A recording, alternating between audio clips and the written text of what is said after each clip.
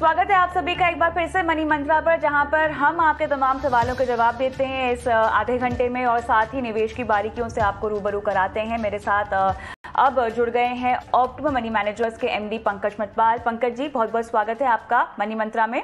हम सवाल लें दर्शकों के, उससे पहले पंकज जी हम पेटीएम की बात करते हैं। जैसे कि हमने देखा कि मैक्वारी ने पेटीएम को डाउनग्रेड किया है। अब अमूमन लोग सोच रहे होंगे मनी मंत्रा पर हम एक स्टॉक की बात क्यों कर रहे हैं।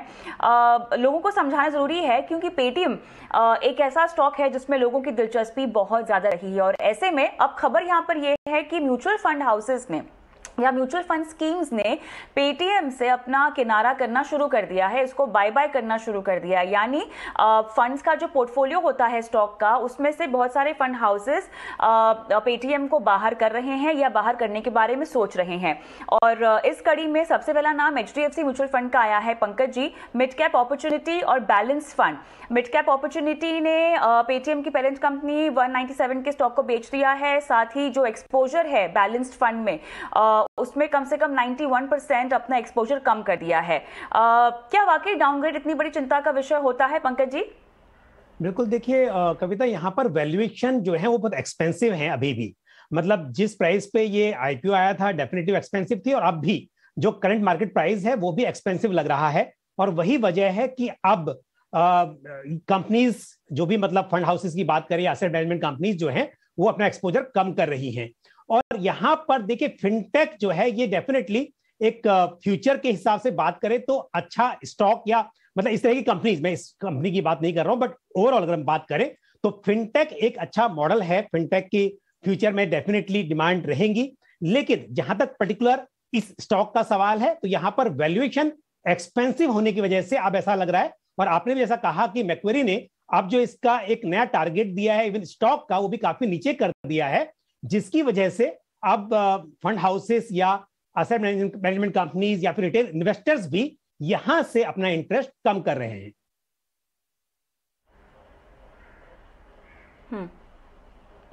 तो दर्शकों को हम यही कहना चाहते हैं कि इस तरह की खबरों के चलते किसी फंड को अपने पोर्टफोलियो से ना निकालें, क्योंकि एक फंड में कई सारे स्टॉक्स होते हैं और फंड मैनेजर उस पर्टिकुलर फंड की थीम और फिलॉसफी के तहत और जो भी उनका टारगेट है रिटर्न्स को लेकर, उसके तहत अपना पोर्टफोलियो बदलते रहते हैं। पंकज जी, एक फंड मैनेजर कितनी बार अपने पोर्टफोलियो को बदलता है और कितनी बार एक स्टॉक को शामिल करने का और निकालने का निर्णय वो लेते हैं? देखिए, जरूरत पड़ने पर वो कभी भी कर सकते हैं, चर्निंग पोर्टफोलियो में हो सकती है। लेकिन आपने जो बहुत अच्छी बात कही अभी कि जहां तक स्टॉक का सवाल है तो वो बात अलग है कि जब इंडिविजुअल इन्वेस्टर्स एक स्टॉक बाय करते हैं उन्हें डिसीजन लेना होता है। लेकिन यहां पर क्योंकि फंड मैनेजर को आपने चॉइस दी हुई है, वो खुद ही आपके पोर्टफोलियो को करेक्ट करते रहते हैं जरूरत के हिसाब से, तो आपको घबराने की जरूरत नहीं है। और यहां पर अगर किसी भी फंड हाउस ने इस स्टॉक में या किसी भी स्टॉक में मान लीजिए हायर प्राइस पर एंट्री की थी और अब वो करेक्ट हो चुका है, तो अब ऑलरेडी जो होना था वो तो हो गया, तो फंड मैनेजर कोशिश करेंगे कि वो उसमें बदलाव लेकर आए जिससे कि वो जो नुकसान हुआ है उसकी भरपाई जल्दी हो सके। लेकिन अगर आप एग्जिट करेंगे फंड से तो फिर आपको नुकसान ज्यादा होगा। तो इसके लिए फंड मैनेजर समय समय पर बदलाव करते रहते हैं और जब भी जरूरत होती है तो इसके लिए निवेशकों को घबराने की जरूरत नहीं है। आपने जिन फंड का एग्जाम्पल दिया वो भी, और शायद आने वाले समय में कुछ और फंड हाउसेस भी इस तरह के डिसीजन ले सकते हैं, चाहे हम इस स्टॉक की बात करें या कुछ और स्टॉक्स भी ऐसे हैं जहां पर हमने देखा कि आईपीओ प्राइस से वो काफी गिर चुके हैं। तो फंड मैनेजर्स वो अपने हिसाब से डिसीजन लेंगे और म्यूचुअल फंड इन्वेस्टर्स को यहां पर घबराने की जरूरत नहीं है। चलिए, तो वो तमाम दर्शक जो कि मैक्वारी के डाउनग्रेड के बाद जो पेटीएम के लिए किया गया है उसके बाद अगर अपनी म्यूचुअल फंड स्कीम्स को खंगाल रहे हैं, ये देख रहे हैं कि उनके फंड में एक्सपोजर है या नहीं इस पर्टिकुलर स्टॉक का, तो बिल्कुल भी निश्चिंत रहें। एक स्टॉक को बाहर पोर्टफोलियो से बाहर निकालने पर आपके फंड की परफॉर्मेंस पर असर नहीं पड़ेगा। और अगर आपने रेगुलर प्लान लिया हुआ है या डायरेक्ट प्लान लिया हुआ है, आपको थोड़ा सा फंड मैनेजर की काबिलियत पर भरोसा करना चाहिए। शुरुआत करते हैं हम दर्शकों के सवालों के साथ। और विनोद पानी, क्या हमारे दर्शक हमारे साथ फोन लाइन पर हैं? Good evening ma'am. Good evening Vinod ji, आपको मेरी आवाज आ रही है? मुझे ये बताएं जो आपने पोर्टफोलियो बनाया है, ये कितने सालों से आप निवेशित हैं इसमें? Ma'am, first of all wishing you both a very happy new year. मैंने इन्वेस्टमेंट 2015 से शुरू किया था। Initially started with 10,000 rupees, then 16,000 तक इम्प्रूव किया, अभी 22,000 तक है मेरा SIP। मेरा गोल जो है that is 4.5 CR in about by 2033। मुझे जानना ये है कि इज इट अचीवेबल मेरे पोर्टफोलियो से, एंड सेकंड थिंग कि मेरा जो पोर्टफोलियो मैंने आपको भेजा है ये ओवर डाइवर्सिफाइड तो नहीं है, क्योंकि मैं इन्वेस्टर के एडवाइस के हिसाब से इन्वेस्ट कर रहा हूँ, तो मुझे ये जानना था कि ओवर डाइवर्सिफाइड तो नहीं है। अच्छा, आपने ऑलरेडी एडवाइजर लिया हुआ है और आपके एडवाइजर ने आपको फिर भी यहाँ पे लगभग ICICI की आपके पास 5 स्कीम्स हैं। आपके एडवाइजर ने आपको आपके लक्ष्यों के तहत गाइड करने की कोशिश तो पूरी की होगी, मुझे उम्मीद है। 14 लाख आप जमा कर चुके हैं और कितने साल तक इस पोर्टफोलियो में रहने की मंशा है आपकी? 2033 तक, 2033।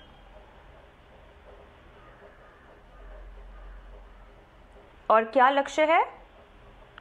4.5 CR, 4.54 to 5 CR।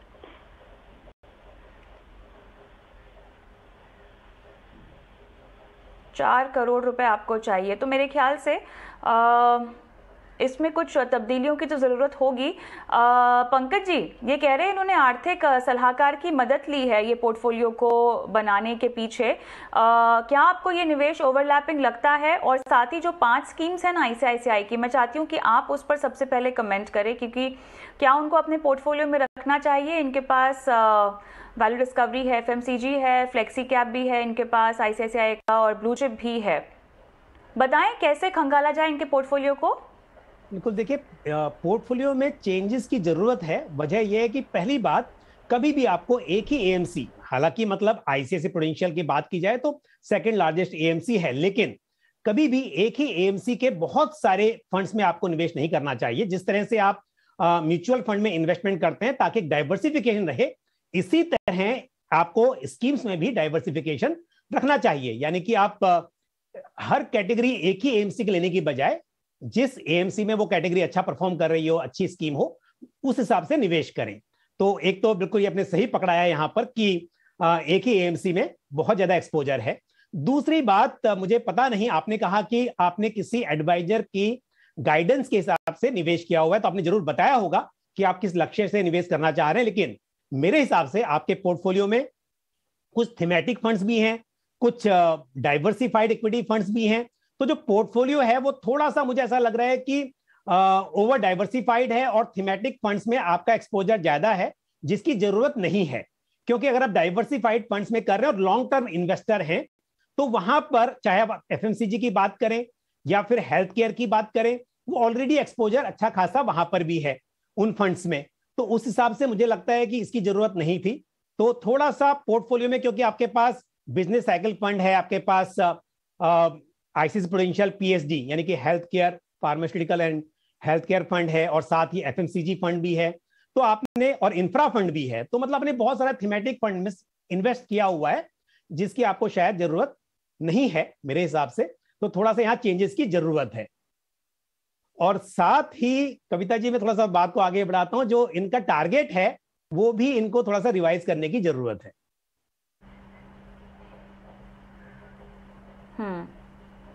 बिल्कुल, टारगेट रिवाइज कर सकते हैं या अपने निवेश को बढ़ा सकते हैं। विनोद जी, जो भी बदलाव आपको पंकज जी ने सुझाए हैं उन पर अमल करें। अगर टारगेट को आप आगे नहीं लेकर जा सकते हैं तो अपना निवेश को बढ़ाने की कोशिश कीजिएगा। आगे बढ़ते हैं। रविंद्र भाटिया हमारे अगले दर्शक हमारे साथ फोन लाइन पर हैं। भाटिया जी नमस्कार, कहाँ से बोल रहे हैं, कुछ बताएं अपने बारे में। जी नमस्ते, मैं कानपुर UP से बोल रहा हूँ मैम।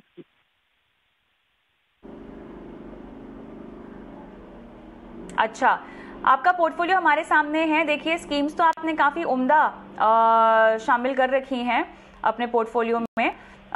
रिटायरमेंट के लिए केवल यही फंड्स हैं या इसके अलावा भी कोई और लक्ष्य पूरा करना है इस निवेश से? नहीं मैम, बस यही लक्ष्य, रिटायरमेंट का ही प्लानिंग है, और कोई लक्ष्य अभी तो बाकी मैं FD वगैरह करता हूँ तो उससे हो जाएगा।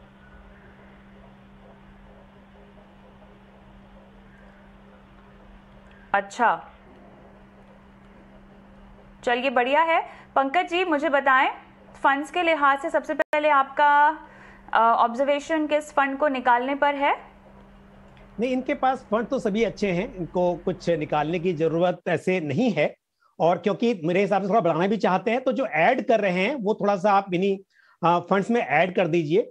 और आपके पास में इंटरनेशनल फंड नहीं है तो वो जरूर ऐड कीजिए, थोड़ा सा एक्सपोजर, क्योंकि आपके पास हालांकि पराग पारिक फ्लेक्सी कैप फंड जो है उसका थोड़ा एक्सपोजर इंटरनेशनल इक्विटीज में है, लेकिन उसके बावजूद मैं बोलूंगा कि एक इंटरनेशनल फंड आप और ऐड कीजिए।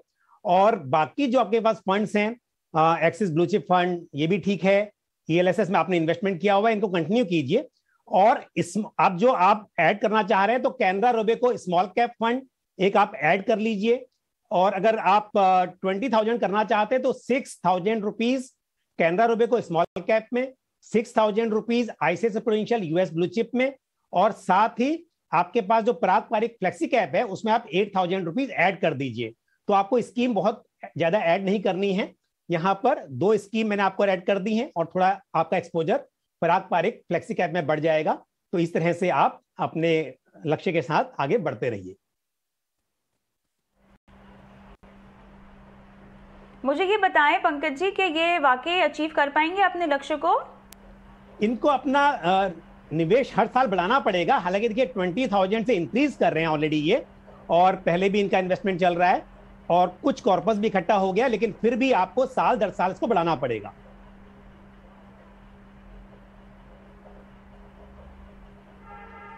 चलिए रविंद्र जी, थोड़ा सा बदलाव करने की जरूरत है और निवेश को बढ़ाने की जरूरत है, आपको सलाह दी जा रही है पंकज जी की तरफ से। विवेक कुमार अगले दर्शक फोन लाइन पर हैं। विवेक कुमार जी के पोर्टफोलियो में एक्सिस ब्लू चिप है, एक्सिस का मिड कैप है, DSP का मिड कैप है, SBI का फ्लेक्सी कैप है और SBI का स्मॉल कैप है। सर आवाज आ रही है आपको मेरी? विवेक कुमार जी आ रही है आवाज। नमस्कार। नमस्कार सर, कब से इन्वेस्टमेंट कर रहे हैं? 2 साल से इन्वेस्टमेंट कर रहा हूँ। 2 साल हुए हैं। आपने कहा कि आपके 2 लक्ष्य हैं, आपको 20 लाख चाहिए 10 साल के बाद और आपको चाहिए 50 लाख 25 साल के बाद, और करंटली आपका म्यूचुअल फंड्स में 3 लाख रुपए इन्वेस्टेड हैं। 10 साल के बाद कौन सा लक्ष्य है और 25 साल के बाद कौन सा लक्ष्य है, बता पाएंगे? 10 साल के बाद चाइल्ड एजुकेशन के लिए और 25 साल बाद रिटायरमेंट के लिए। ठीक है, चाइल्ड एजुकेशन रिटायरमेंट के लिए, दोनों के लिए आपने महंगाई को तो काउंट इन किया ही होगा, उसके मुताबिक आपने लक्ष्य डिसाइड किया है? हाँ हाँ।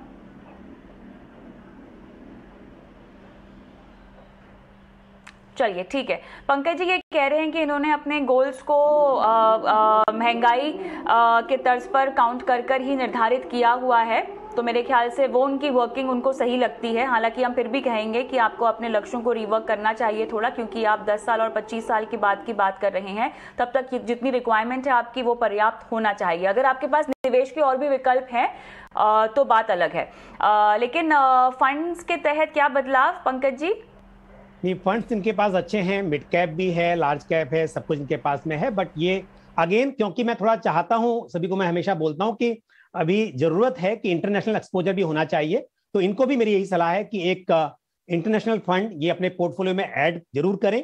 और कविता, हालांकि देखिए आपने जो बात कही बिल्कुल सही है, उनको ऐसा लगता है, बट मेरा मानना है कि 25 साल के बाद 50 लाख रुपए रिटायरमेंट के हिसाब से शायद काफी नहीं रहेंगे। तो मैं मेरी सलाह ये दूंगा कि इनको इन्फ्लेशन को ध्यान में रखते हुए इस लक्ष्य को बढ़ाना चाहिए। मुझे पता नहीं, अगर ये बात कर रहे हैं सिर्फ कि यही पैसा ये प्लान कर रहे हैं कि अब से 25 साल के बाद 50 लाख रुपए, तो ये काफी नहीं रहेंगे महंगाई के हिसाब से। जितना इन्वेस्टमेंट कर रहे हैं उस हिसाब से इसको अचीव करना पॉसिबल है। दोनों ही गोल, 10 साल के बाद 20 लाख और 25 साल के बाद 50 लाख, ये संभव है। लेकिन अगर हम महंगाई की बात करें तो जितने पैसे की जरूरत पड़ेगी मेरे हिसाब से वो इसमें नहीं हो पाएगा। इसके लिए आपको हर साल दर साल अपने इन्वेस्टमेंट को बढ़ाना चाहिए।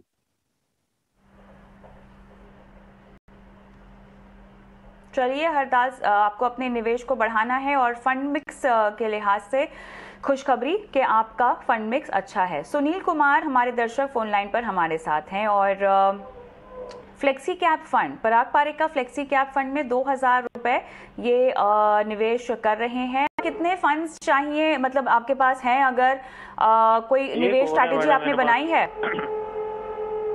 एक्सिस का है ब्लू चिप फंड। तो एक्सिस का ब्लू चिप फंड, तो आप इन दोनों फंड्स को लेकर क्या करना चाहते हैं अपने इन्वेस्टमेंट पोर्टफोलियो में? फ्लेक्सी कैप फंड रिटर्न नहीं दे रहा है आपको? कब से इन्वेस्ट किया आपने इसमें? साल हो गया मैडम। कब आपने 2021 में निवेश किया है और आपको रिटर्न नहीं मिला इस फंड में? हाँ जी।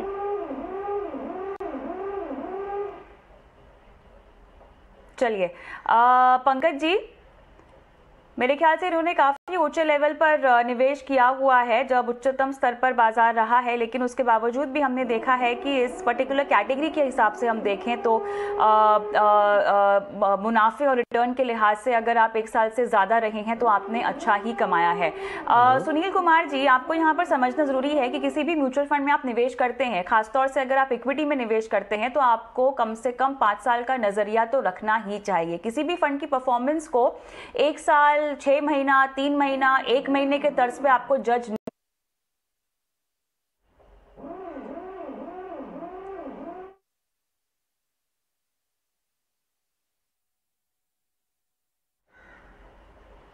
पंकज जी के साथ यहाँ पे तकनीकी दिक्कत आती हुई हमें दिखाई दे रही है। जब तक वो हमारे साथ जुड़ते हैं, एक्सिस ब्लू चिप आप कितने साल से इन्वेस्टेड हैं सुनील कुमार जी? इसमें मैडम 2 साल हो गए मेरे को। एक्सिस ब्लू चिप में 2 साल हो गए हैं और उसकी परफॉर्मेंस से आप निश्चिंत हैं? हाँ जी, वो बढ़िया चल रहा है मेरा। आपको कितने साल रहना है इन्वेस्टेड और आपका लक्ष्य क्या है? लॉन्ग टर्म का ही है मैडम लक्ष्य। तो लॉन्ग टर्म मतलब कितना होता है? 5 साल, 10 साल, 15 साल, 20 साल? मैक्सिमम जितना भी हो सके।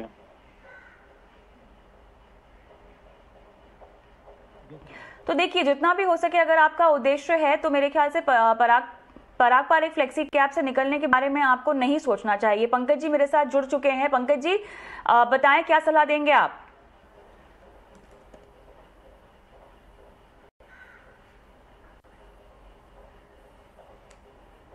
हेलो पंकज जी, आपको मेरी आवाज आ रही है? सुनील कुमार के सवाल को मैंने लिया है जहां पर पराग पारेख फ्लेक्सी कैप से निकलने पर ये सवाल पूछना चाहते हैं।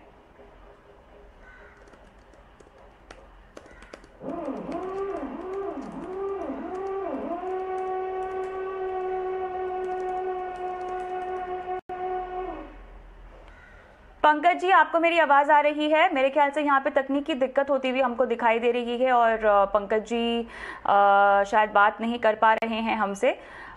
लेकिन अमूमन अगर हम पोर्टफोलियो की बात करें पराग पारेख फ्लेक्सी कैप की, तो इसमें थोड़ा सा large cap biased concentrated portfolio है। और अच्छी बात यहाँ पर यह है कि ये एक ऐसा फ्लेक्सी कैप फंड है जो आपको अंतर्राष्ट्रीय एक्सपोजर भी देता है। जैसा कि मैंने पहले भी कहा कि 1 आध साल के लिए इस तरह के फंड को आपको पोर्टफोलियो में नहीं रखना चाहिए। पिछला 1 साल हालांकि बाजार के लिए बहुत शानदार रहा है। तमाम म्यूचुअल फंड्स में हमने देखा है कि निवेशकों को अच्छा रिटर्न भी मिला है और इसीलिए भी बहुत सारे नए नए निवेशक भी म्यूचुअल फंड्स में निवेशित दिखाई दिए हैं, और जिसमें से पराग पारेख फ्लेक्सी कैप भी एक स्कीम है जो बहुत निवेशकों ने अपने पोर्टफोलियो में डाली है। पंकज जी, आप जुड़ गए हैं मेरे साथ। अगर आपको मेरी आवाज आ रही है, सुनील कुमार जी के सवाल का जवाब आप दे सकते हैं जो कि पराग पारेख फ्लेक्सी कैप को लेकर है। मुझे थोड़ा सरप्राइज हो रहा है कि उन्होंने बोला कि पराग पारेख स्कीम का परफॉर्मेंस अच्छा नहीं है, जबकि सच्चाई यह है कि देखिए हर कैटेगरी की अपनी कुछ खासियत होती हैं। अब ये एक फ्लेक्सी कैप फंड है जिसका एक्सपोजर लार्ज कैप में ज्यादा है और यहाँ पर कुछ एक्सपोजर इंटरनेशनल स्टॉक्स में भी है। कॉन्सेंट्रेटेड पोर्टफोलियो है लेकिन परफॉर्मेंस में कंसिस्टेंसी है। और अगर आप लास्ट 1 ईयर 3 ईयर की बात करें या फिर लॉन्ग टर्म की बात भी करें तो परफॉर्मेंस अच्छी है। अब अच्छी की डेफिनेशन देखिए, कभी कभी ऐसा होता है कि एक स्कीम 1 साल में पैसा डबल भी कर देती है, लेकिन ऐसा नहीं है कि स्कीम अगर 25% 30% के आसपास रिटर्न दे रही हो तो खराब है। तो जिस कैटेगरी की स्कीम है उस हिसाब से ये स्कीम की परफॉर्मेंस अच्छी है, और मेरी सलाह होगी कि अगर आप लॉन्ग टर्म के इन्वेस्टर हैं तो इस स्कीम में बने रहिए। ये अपने आप में एक वेल डाइवर्सिफाइड स्कीम है, और जब कभी फंड मैनेजर को ऐसा लगेगा कि स्मॉल कैप में, मिड कैप में एक्सपोजर बढ़ाना चाहिए, तो ये फ्लेक्सी कैप फंड है, यहां पर ये गुंजाइश रहती है।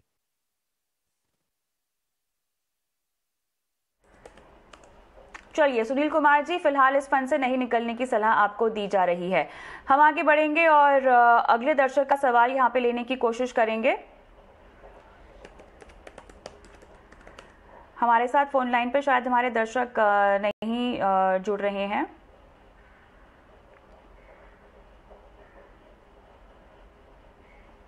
साकिब खान जी, आप मेरे साथ फोन लाइन पर हैं?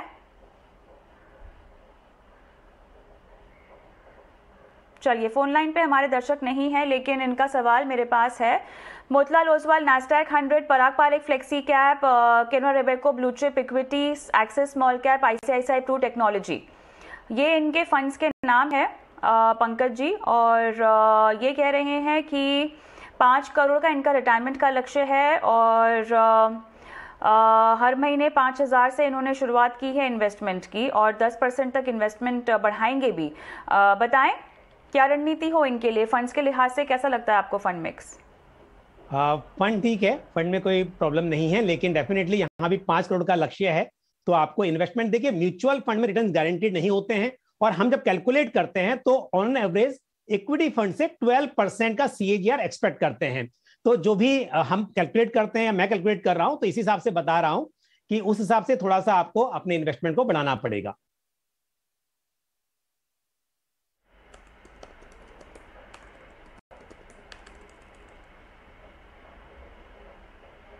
चलिए, क्योंकि दर्शक फोन लाइन पर होते नहीं हैं तो समझ में नहीं आता कि सवाल में और क्या क्या एंगल्स हैं जिनको लेकर हमें उनको समझाइश देनी है। इसीलिए गुजारिश होगी तमाम दर्शकों से, जब भी अपना सवाल भेजें और हम आपको फ़ोन करने की कोशिश करें तो अपना फ़ोन ज़रूर उठाएं, क्योंकि यहाँ पर हम आपकी फाइनेंशियल प्लानिंग कर रहे हैं, जहाँ पर आपका हमारे साथ फ़ोन लाइन पर होना बेहद ज़रूरी है। बहरहाल ये कह रहे हैं कि बाजार गिरने पर एक मुश्त निवेश भी करना चाहते हैं, क्या बाजार के गिरने का इंतजार करना चाहिए इनको पंकज जी? देखिए, बाजार गिरने पर इन्वेस्टमेंट करना तो अच्छा है, लेकिन अगर आप लॉन्ग टर्म इन्वेस्टर हैं तो ये थोड़ा मुश्किल होता है कि कब आप टाइम कर सकें मार्केट को, और कई बार आपके हाथ से अपॉर्चुनिटी निकल जाती है। जब मार्केट गिरता है तब ऐसा लगता है कि अभी बहुत और गिरने वाला है, लेकिन फिर भी अगर आप स्टैगर्ड मैनर में करें तो बेस्ट तरीका ये होता है कि अगर आपके पास एक लमसम अमाउंट अवेलेबल है तो आप STP के जरिए, सिस्टमेटिक ट्रांसफर प्लान के जरिए इन्वेस्टमेंट कीजिए। अपने टोटल अमाउंट को 2-3 महीने के अंदर स्प्रेड कर दीजिए, तो उस बीच में जब भी मार्केट थोड़ा गिरेगा आपको उसका फायदा मिल जाएगा। तो अपने हिसाब से खुद ये तय कर पाना कि मार्केट गिरेगा तब इन्वेस्टमेंट करेंगे थोड़ा मुश्किल होता है, और या फिर अपने हिसाब से उसको जो भी पैसा है उसको डिवाइड कर लीजिए कि मैं हर वीक में, हर महीने में अपने हिसाब से उसे इन्वेस्ट करता रहूंगा, तो वो हिसाब से भी आप स्टैगर्ड मैनर में उसको इन्वेस्ट कर सकते हैं।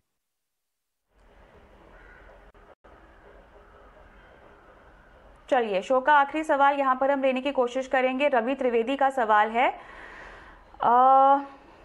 इनके सवाल इंडेक्स और ETF फंड में निवेश को लेकर है। ये ETF में निवेश करना चाहते हैं, mirror asset, S&P 500 top ETF, top 50 ETF और S&P 500 टॉप 50 इंडेक्स में, दोनों में से किसका चुनाव करना चाहिए?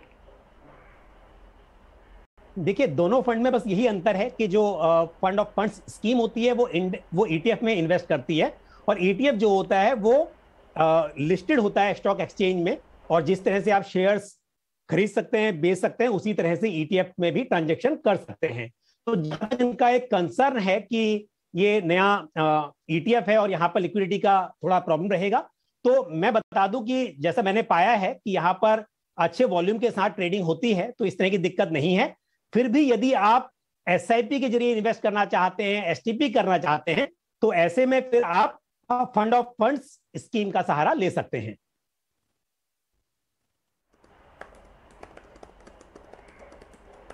चलिए, मेरे ख्याल से अब वक्त आ गया है आज का निवेश का गुरु मंत्र जानने का।